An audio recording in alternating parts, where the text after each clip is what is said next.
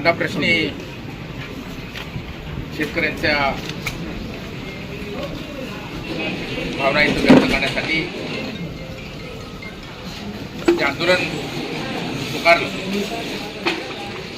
त्या मी उपस्थित ज्यांनी पुढाकार घेतला ते ज्यांनी मार्केट कमिटीचे सभापती म्हणून काम केलं, कारखान्याचे चेअरमन म्हणून काम केलं ते देवदासजी निकम, तालुक्याचे आमदार शरददादा सोनवणे, शेतकरी संघटनेचे संजयराव भुजबळ, खाडगे, सचिन थोरवे आणि यांचे डोबे सर्व आलेले सर्व इथं तुमच्या मागं पण बसलेले शेतकरी संघटनेचे सर्व योगीजी तोडकर,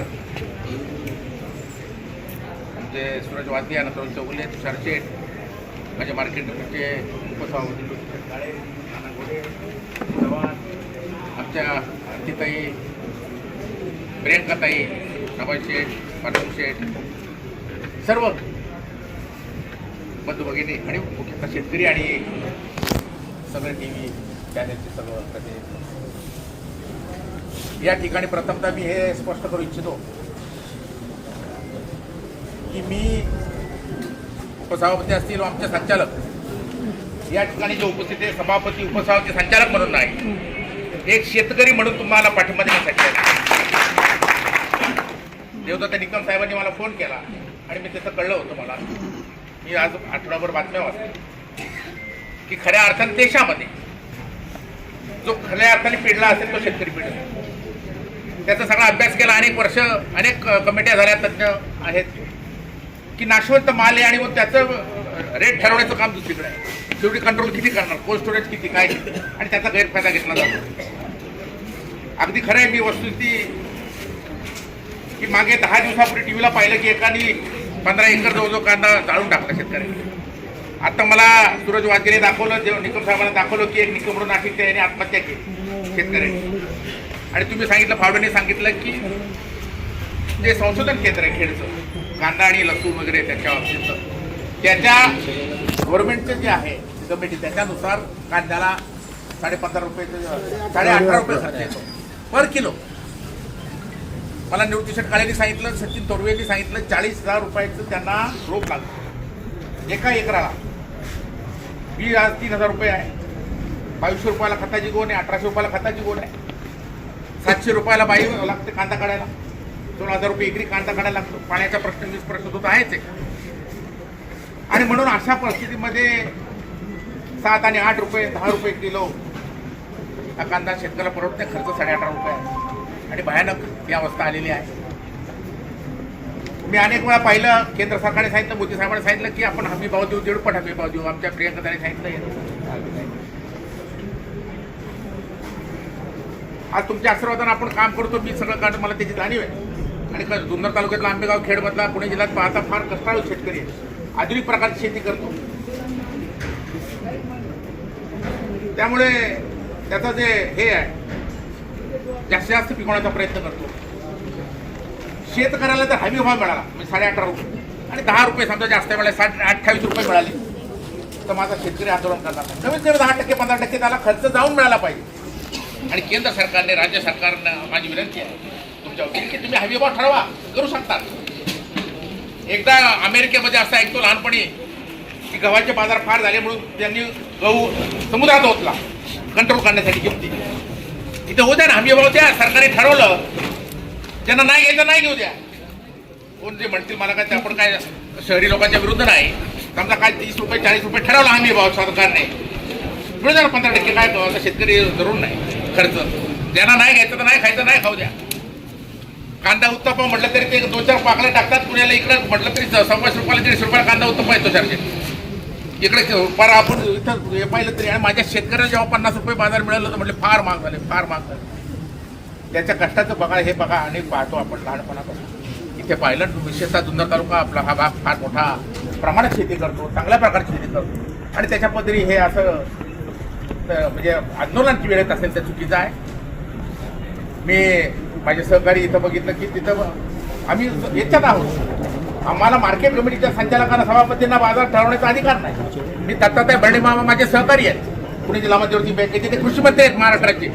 त्यांना मी फोन केला, काल केला, फोन केला नाही, आता सकाळी केला. त्यामुळे हो संजयराव, आम्ही देवेंद्र फडणवीस साहेब, एकनाथ शिंदे साहेब, उपमुख्यमंत्री सुनीताताई पवार, पणन मंत्री जयकुमार रावळ साहेब आणि सगळे शिष्टमंडळ आणि बर्णे मामा सुद्धा हे परवा आदरणीय मुख्यमंत्री पंतप्रधान नरेंद्र मोदी साहेबांना भेटले. फडणवीस साहेबांनी, दोन्ही मुख्यमंत्र्यांनी, एकनाथ शिंदे साहेबांनी सुद्धा यांनी जाहीर केलं की 10 दिवसात हे याच्याबद्दल योग्य निर्णय घेतला जाईल. तर माझं तुम्हाला म्हणणं हे पण निकम साहेबांची मी सहमत आहे की मी पाहिलं, ही माझ्याकडे ऑर्डर आहे फूड कॉर्पोरेशनची. नॅशनल त्यांनी केलं की फक्त नाशिक जिल्ह्यापुरतं 15 रुपये 80 पैसे. महाराष्ट्रातल्या सगळ्यांना हा लागू झाला पाहिजे. हे असं कसं काय, कुठून केलं, कोणतं तर्कवितर्क? मग इथले शेतकरी नाही का? संपूर्ण जेव्हा रूल तुम्ही करता, कायदा करता एखाद्या याला, त्याला सगळ्या महाराष्ट्रात तो लागू पाहिजे. पूर्ण चुकीचं आहे, ते आम्हाला मान्य नाही. आणि हमीभाव जे निकम साहेब बोलले तसं ठीक आहे, त्यांच्याकडे माझ्याकडे पण 20-25 कोटी रुपये जमा झाले, 2 रुपये 3 रुपयाने हे नाही. मी तर म्हणेल आता हे जे आहे 15 रुपये 80 केले, तुम्ही 18.5 रुपये म्हणता. मिनिमम माझ्या शेतकऱ्याला हमीभाव 30 रुपये तरी मिळाला पाहिजे, मिनिमम. आणि हे निकम साहेब बोलले ते सगळं खरं आहे. मला जातीवर बोलायचं हे ना, जे आंदोलन होतात, आता शरददादा पण आले, सरकारमध्ये आहेत ते, पण तिथं आले, तालुक्याचे आमदार म्हणून आले, शेतकरी म्हणून आले, तो महत्वाचा आहे. आणि ही व्यथा जी आहेत, आम्ही सुद्धा जे आहेत ते आम्ही शेतकरी म्हणून तुमच्या पाठीचे आहोत.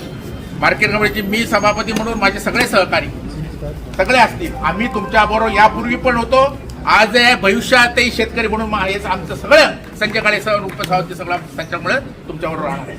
परंतु निकम साहेब म्हटले तसं शेतकऱ्याचं आंदोलन जे आहे ना, बाकी आंदोलन होतं, मला काय बोलायचं नाही, बरोबर नाही. आताच्या महाराष्ट्रात आपण पाहतो की दखलच घ्यायला पाहिजे, लागली पाहिजे, अशा प्रकारे सचिनजी हे आंदोलन झालं पाहिजे. आपल्याला सरकारवर टीका नाही करायची, पण लक्ष वेधलं पाहिजे. आई असते तरी रडल्याशिवाय दूध पाजत नाही. ती कामात असती, व्यस्त असते तर रडल्याशिवाय त्यांना शेतकऱ्याचा प्रश्न जेवढा गांभीर्याने पाहिजे नाही खाऊ द्या ना त्यांना. हमी भाव तुम्ही द्या, सरकारच्या हातात आहे, इतकं माझ्या शेतकऱ्यांना मिळायला पाहिजे. ज्यांना नाही घ्यायचं तर नाही घ्यायचं, सरकारने ठरवलं करायचं नाही. त्या दृष्टीने सोयाबीनच्या दृष्टीने केलं, सगळ्या दृष्टीने केलं. आता मी तुम्हाला सांगतो, मागाशी सगळे हे केलं. सभापती म्हणून, उपसभापती निवृत्त काळे आहेत, आमचे संचालक म्हणून आपल्याला माहिती की कायद्याने मी असं सांगू शकत नाही मार्केटमध्ये बंद ठेवा. परंतु एक सभापती, मी शेतकरी या नात्याने आम्ही तुमच्या बरोबर आहे. मी तुम्हाला सांगितलं पाठिंबा केला तर शेतकऱ्याला समजा 20 रुपये, पण तुम्हाला म्हटलं असं ठरवलं की नाही मला 20 रुपयापेक्षा कमी द्यायचं नाही. शेतकऱ्यांनी आमचे समजा संजय कुराडे इथं आमचे अनेक व्यापारी त्यांनी सांगितलं, त्यांचा लिलाव केला, 20 रुपयाने 1 नंबर गोळा देतो. तुम्ही ठरवलं देणार नाही, तुम्ही अनसोल्ड करू शकता.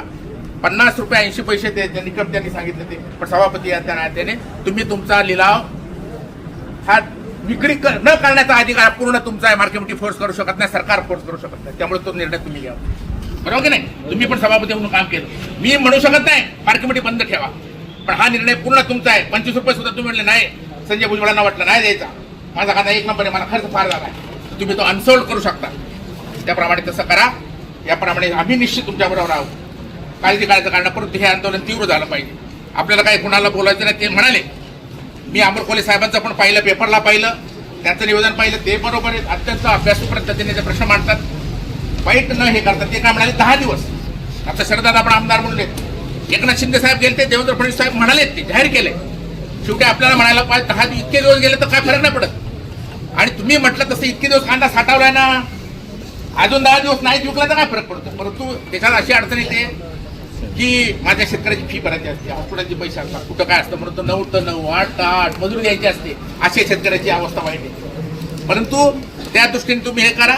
सरकार सुद्धा, मला विश्वास आहे, मी आता म्हणजे पणन मंत्री महोदय जयकुमार रावळ साहेब, मुख्यमंत्री देवेंद्रजी फडणवीस साहेब, उपमुख्यमंत्री एकनाथ शिंदे साहेब, दुसऱ्या पालकमंत्री उपमुख्यमंत्री सुनीताताई पवार, कृषी मंत्री बर्णे मामा आणि कलेक्टर असतील यांना मी पत्रव्यवहार मार्केट कमिटीच्या वतीने आणि माझ्या शेतकऱ्यांसाठी जुन्नर तालुक्याच्या वतीने हे जे सगळं आहे ना तो केलेलं आहे. हमी भाव मिळावा, निकम साहेब म्हटले तसं 5 रुपये 10 रुपये काही अनुदान मिळावं.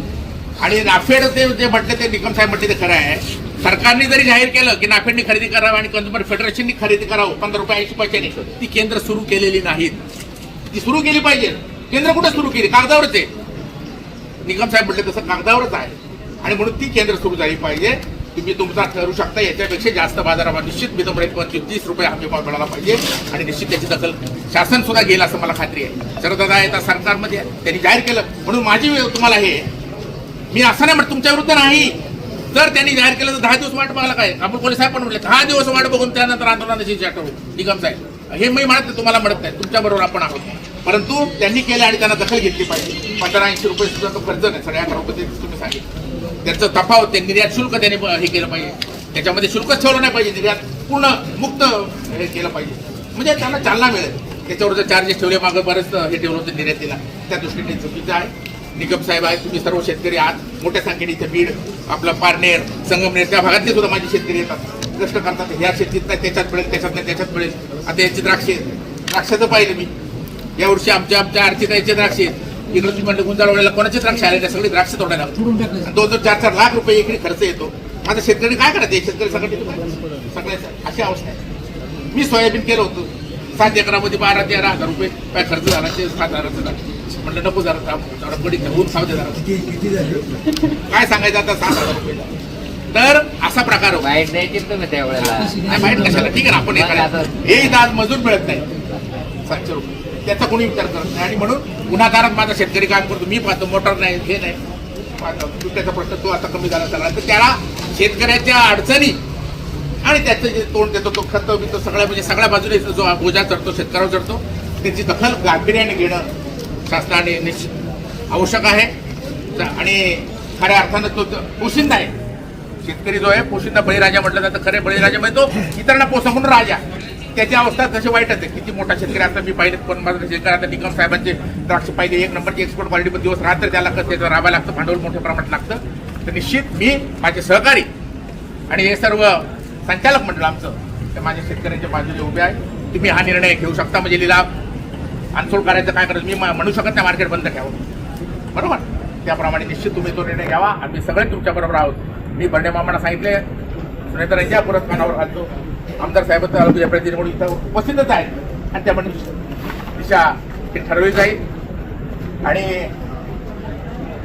त्याप्रमाणे शांततेबरोबर कसं करायचं त्याबद्दल मी काय बोलणार नाही. परंतु आम्ही एक शेतकरी म्हणून निश्चित माझ्या शेतकऱ्याला चांगला बाजारभाव मिळावा, त्याच्या जीवनात सोन्याचे दिवस हवे, त्याला सगळ्याच याला नुसता कांदा नाही, प्रत्येक याचा हमी त्याला मिळाला पाहिजे, म्हणजे पुढे आत्महत्याची वेळ नाही येणं.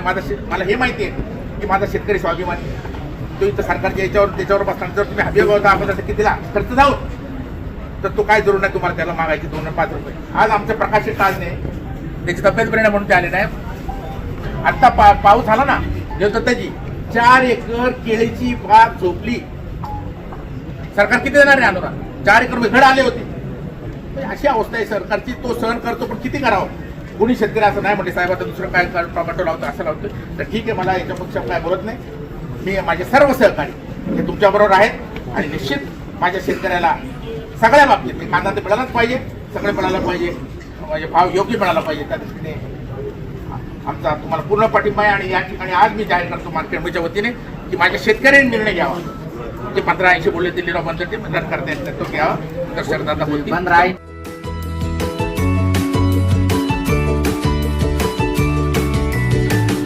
बातम्या शेतीच्या, बातम्या मातीच्या, बातम्या अन्यायाच्या, गुन्हेगारीच्या,